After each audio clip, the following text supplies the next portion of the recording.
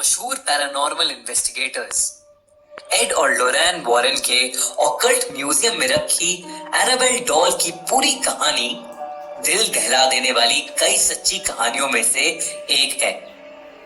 Add और Lauren ने जब एक नर्सिंग स्टूडेंट डोना के अपार्टमेंट में एनाबेल डॉल को पहली बार देखा तो उन्हें उस डॉल के आसपास एक अजीब शक्ति महसूस हुई। उस डॉल से परेशान हुए डोना, एंजी और लू ने अपने साथ हुई सारी घटनाओं के बारे में उन्हें बताया। सब कुछ जानने के बाद एड और लोरेन ने उस डॉल को पूरी तरह से इन्वेस्टिगेट करना शुरू किया।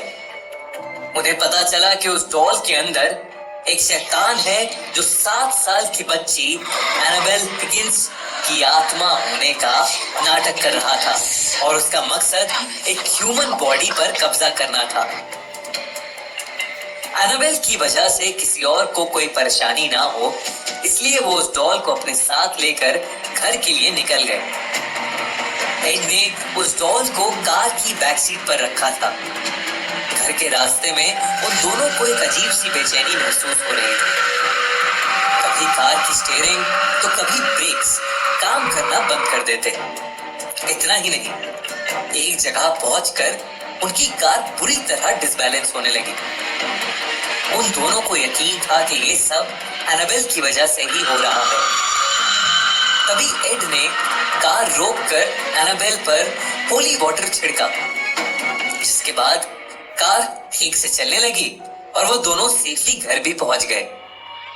शुरुआत के कुछ दिनों में उन्होंने ये नोटिस किया कि एनाबेल अपने आप ही घर के दूसरे कमरों में पहुंच जाती थी, कभी हॉल में, कभी किचन में, तो कभी उनकी बेटी के कमरे में। एक बार हॉल में बैठी लोरेन की निगाह अपनी बेटी के कमरे की ओर गई।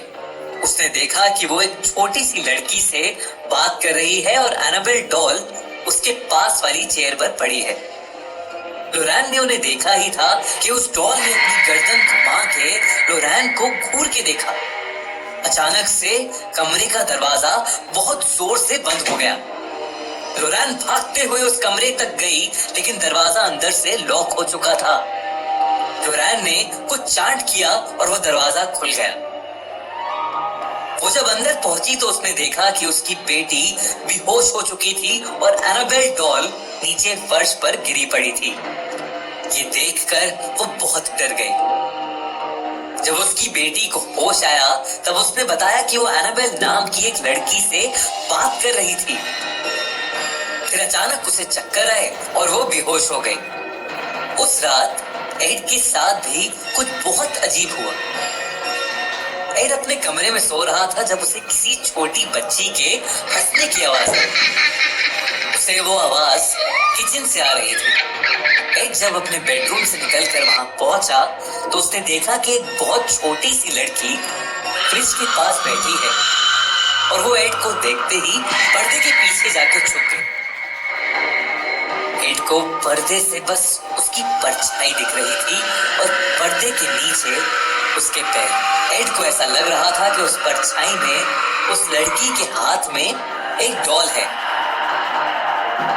एड अपने हाथ में होली वाटर लेकर जैसे ही उस पर्दे के पास गया, वैसे ही पीछे से उसके कंधे पर किसी ने हाथ रखा, जिससे वो चिल्ला उठा। पीछे मुड़ने पर वहां लोरेन खड़ी थी, जो उसे किचन में देखने आई थी। एड ने दोबारा पर्दे की तरफ देखा तो वहां कोई नहीं था। वॉरेन्स ने अगले दिन ही चर्च से एक प्रीस्ट को डॉल का एग्जॉर्सिज्म करने के लिए बुलाया, पर उस प्रीस्ट ने उस डॉल को उठाकर उसका मजाक बनाया और उससे कहा, तुम सिर्फ एक डॉल हो और तुम किसी को चोट नहीं पहुंचा सकती।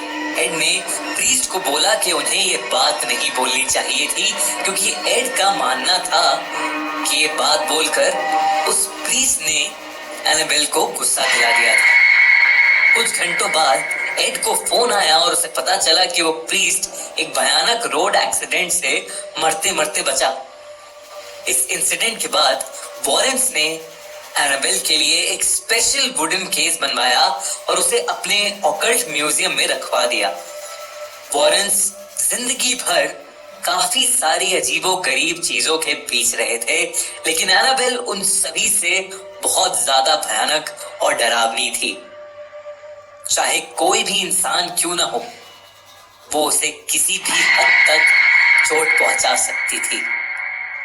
इसीलिए वॉरेंस ने हमेशा के लिए उसे एक वुडन लॉकर में बंद कर दिया। अगर आप एनाबेल डॉल के बारे में एक और सच्चा किस्सा सुनना चाहते हैं तो हमारे इंस्टाग्राम पेज को अभी फॉलो करें।